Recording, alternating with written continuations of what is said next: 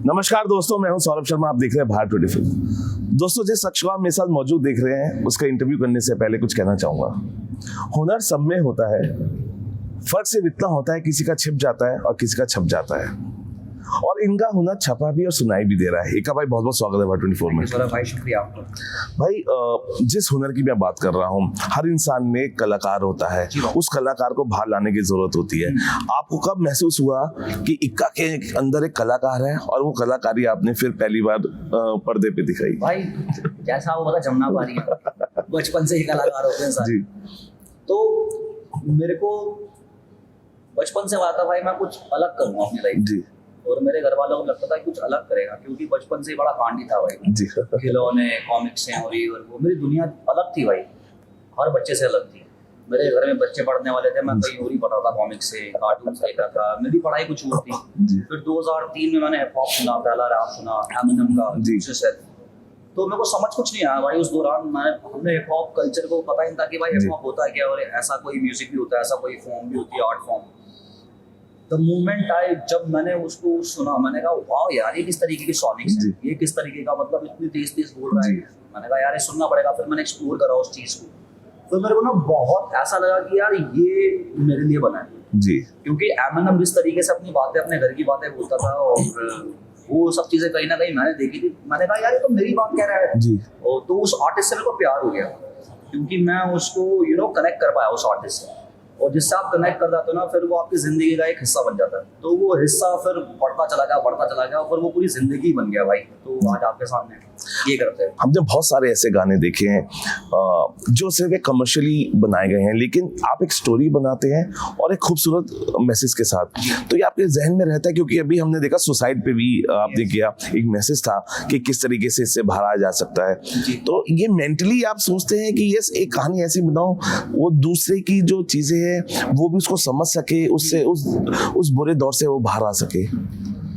भाई hip hop है ना, जरिया है। तो लगता है कि ना हम जर्नलिस्ट है जी। हिप हॉप आर्टिस्ट जर्नलिस्ट होता है, और वो दुनिया में जो उसके इर्द गिर्द, जिसके अराउंड हो रहा होता है, वो उसी को बस व्याख्या, उसी के बारे में बोल देता है। वो बहुत रेबल फॉर्म है, आर्ट फॉर्म है, जो मुझे मेरी जिंदगी में लगा कि मेरे को बोलना चाहिए, मैं वैसे नहीं बोल पाता। थ्रू म्यूजिक में वो बोल पाया, और जो मेरे को आसपास दिखा अपने, मैं उन चीज़ों के बारे में बोलना जरूरी समझता हूँ कि यार इन मुद्दों के बारे में बात होनी चाहिए जी। क्यों, जब तक ये सुनाई नहीं देगी तब तक इस पर कोई गौर नहीं करेगा, कोई एक्शन नहीं होगा। तो जैसे मेरा सुसाइडल वाला वो गाना था कॉन्वर्सेशन जी, वो गाना मैंने इसलिए देखा क्योंकि कहीं वो थॉट्स मेरे अंदर भी थे एक टाइम पे।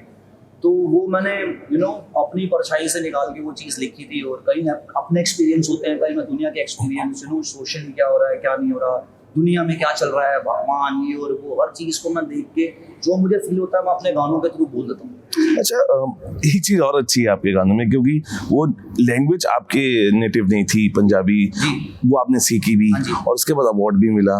तो आपको लग रहा था कि ये जो मुकम्मिल जहां है वो धीरे धीरे मिल रहा है और आगे बढ़ रहे हैं आप? भाई हुआ था, बिल्कुल हुआ था, क्योंकि पंजाबी मुझे बोलने बिल्कुल नहीं आती थी, और लिखने तो बिल्कुल नहीं आती। समझ मतलब मेरे घर पे थोड़ी बहुत बोलते हैं, क्योंकि हम भी जम्मू से हैं, पापा हिमाचल से हैं जी। तो कहीं ना कहीं इन्फ्लुएंस है, वो पंजाबी थोड़ी डोगरी में भी आती है, पहाड़ी लैंग्वेज में इन्फ्लुएंस रहता है उसका। तो फिर उसके बाद मेरे को लगा कि बचपन में कि भाई गाने तो ना पंजाबी हिट होते हैं, गाने वाला कुछ हिट ही नहीं होता, क्योंकि हमने वो देखा भाई जैसी बाजी हो रही, वो हमने बचपन से सुना पंजाबी। तो मैंने कहा यार पंजाबी तो आनी चाहिए। फिर बोहेमिया भाई, जब मैंने रैप सुना था उनका, वो पंजाबी रैप कर रहे थे, तो उस वक्त पंजाबी इतनी आती नहीं थी। मैंने कहा पंजाबी रैप करना है यार, तो उसके लिए पंजाबी आनी चाहिए। फिर मैंने मूवीज देखी भाई, बहुत पंजाबी मूवीज देखी मैंने, हरभजन मान साहब की मैंने बहुत देखी। तो स्टार्टिंग डेज की तो बहुत, फिर मैं वहाँ जितना सीख पाया, जितने अपने दोस्तों से सीख पाया कि यार इस वर्ड का मतलब, सर्वनामा का मतलब क्या होता है, उसका मतलब क्या होता है, उसका मतलब क्या होता है, तो दोस्तों ने हेल्प कर दी भाई। फिर वो मैं टूटी फूटी लिखता था, कोई मतलब बन रहा है, कोई मतलब नहीं बन रहा। फिर वो पॉलिश होता गया, साल दर साल हम मेहनत करते गए उस चीज़ पे, तो फिर वो भाई सीख गए इन दी एंड। फिर ऊपर वाले ने उसका कर्म भी दिया भाई, कि हाँ भाई फल दिया उस कर्म का मेरे को, कि तेरे को अवार्ड मिला। फिर मैंने कहा मैं सही रास्ते पे हूँ भाई, सही मेहनत करी।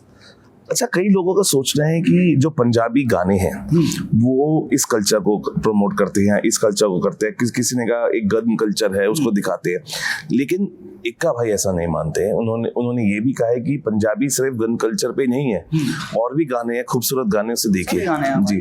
मतलब भक्ति के दिलजीत पाजी ने बहुत गाने ऐसे गाए हैं, गुरुओं के ऊपर गाने गाए हैं, और सोसाइटीज के ऊपर गाने गाए हैं लोगों ने। और भाई देखो गन अगर कल सीन में है तो फिर उसके बारे में तो बात होगी। जी जी। जो चीज एग्जिस्ट करती है तो उसके बारे में तो लोग बोलेंगे ना, या तो उस चीज को खत्म कर दो, उसके बारे में बात होगी, सिंपल है। तो जब तक वो समाज में चीजें होंगी तो समाज को उनके बारे में या फिर आर्टिस्ट को उनके बारे में बात करेगा।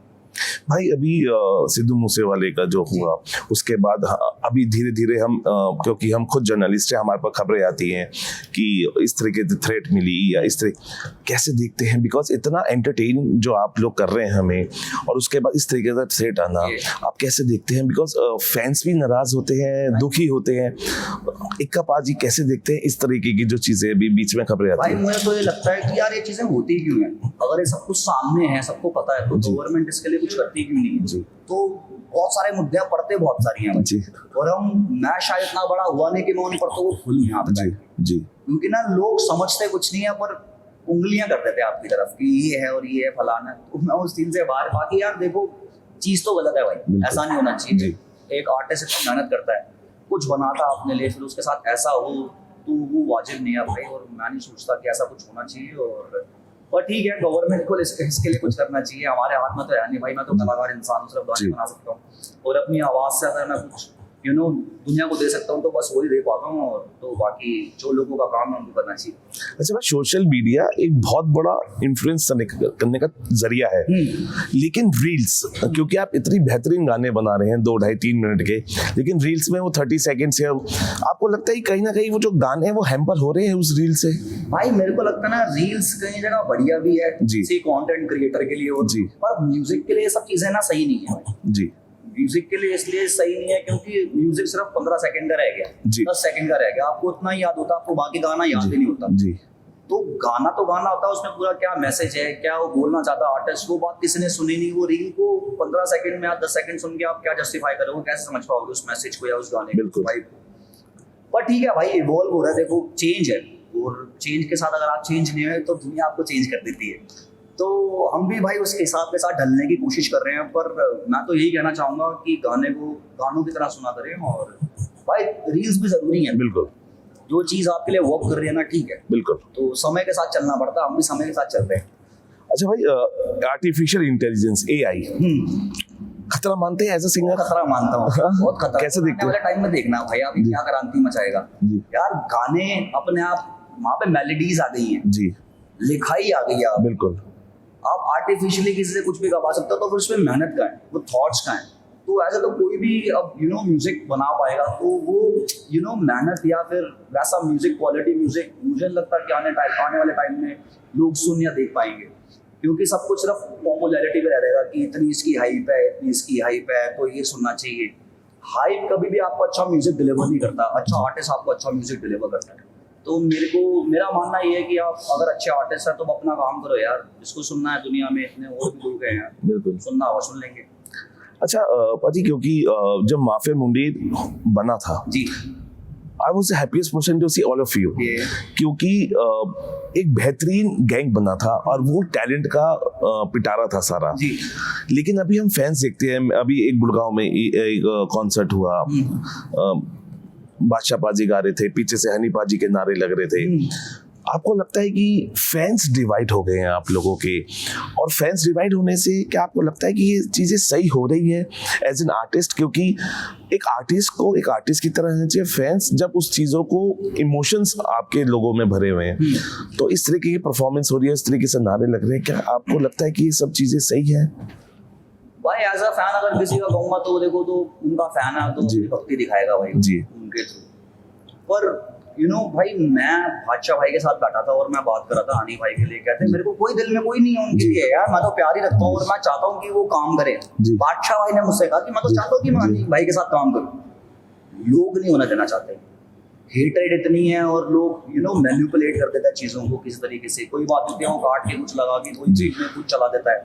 बात कोई हो रही थी, किसी और तरीके से कही गई, कोई उसका कॉन्टेक्स्ट अलग था, पर लोगों ने उसको पेश किस तरीके से करा, फिर लोग उसे कंज्यूम करने लग जाते हैं कि नहीं यार ये कैसे कह दिया, वो कैसे कह दिया।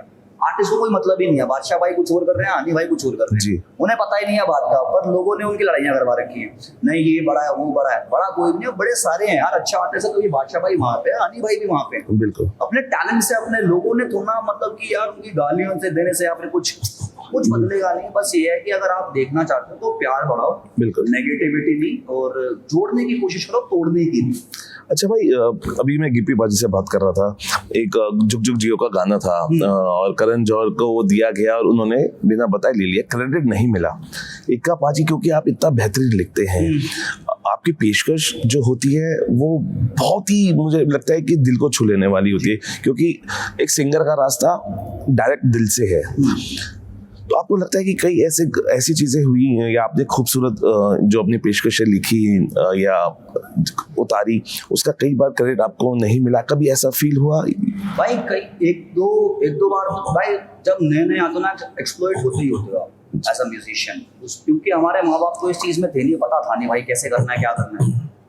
वो हो गया भाई, मैं ना उसको भूल चुका हूँ जी। जो नहीं मिला, मैंने कहा नसीब में नहीं हुआ, चलो कोई, मैंने कहा मेरी कला थोड़ा ले गया कुछ भाई, मैं और लिख लूंगा और कुछ बना लूंगा। तो मैं उस तरीके से देखता हूँ चीजें, पर क्रेडिट मिलना चाहिए, वो एक कलाकार का हक है। बिल्कुल। और अगर नहीं मिला उस चीज से मूव ऑन कर देना चाहिए आपको, और आगे अच्छी चीजें बनानी चाहिए, मुझे ऐसा लगता है। अच्छा भाई, हाउस ऑफ लव में तो आप एंट्री कर चुके हैं, आप राज करते हैं फैंस के दिलों पे। एक और हाउस है बिग बॉस का। जी भाई। वो बहुत चर्चाओं में रहता है। कभी मौका मिला इक्का बाजी, आपको लगता है कि ये personality suits big boss house, अगर जाएंगे या नहीं जाना चाहेंगे? मुझे आया था एक बार किसी के बिग बॉस में जाने का, तब उस वक्त मैं मेंटली प्रिपेयर नहीं था और मैं कोई और चीजों में व्यस्त था और मैं कर नहीं पाया जी। पर मुझे लगता है भाई मैं बहुत ना पेशेंस नहीं है भाई, मैं थोड़ा भावुक इंसान, इमोशनल जी, और दिल पे बड़ी जल्दी मेरी बात लग जाती है जी। फिर अपन गुस्सा भी जल्दी आते हैं, फिर लाउड भी होते हैं जी। तो मुझे लगता है देखो, बिग बॉस है ना ऐसी जगह है जहाँ पे आप ऐसे भी जा सकते हो, ऐसे भी जा सकते हो। बड़ी एक फाइन लाइन है, बड़ी थिन से एक लाइन है, उसको मेंटेन करके रखना पड़ता है। मुझे नहीं पता वो कैसे मेंटेन करते हैं भाई, हम हैं जैसे रियल है भाई जी, वैसे बनावटी चीजें होती नहीं है। मैं कैमरे के सामने भी ऐसा एक्ट करूंगा जो मेरे को दिल को फील होगा, तो मैं बड़े ना असमंजस में रहता हूँ कि यार कैसा वहां पे इमेज ऐसी की जगह ऐसी तो वैसा डर होता है। पर I love that show big boss, और कभी अच्छी अपॉर्चुनिटी मिलेगा मैं जरूर जाना चाहूंगा। वाओ, अच्छा थैंक यू भाई टॉकिंग टू, आपने हमें वक्त दिया। जाते जाते मैं भी आपके लिए, आप कितना लिखते हैं अपने फैंस के लिए, चाहने वालों के लिए, तो मैं भी जाते जाते ही कहना चाहूंगा कि जब जब तेरी आवाज सुनता हूँ दिल को सुकून मिलता है, मेरे गमों का इलाज बड़ा सुरीला है। और आप ऐसे ही गमों के इलाज को ना सुरीला बनाते रहिए और गाते रहिए, लिखते रहिए। फिलहाल अभी के लिए इतना ही, आप बने रहिए बात24 के साथ।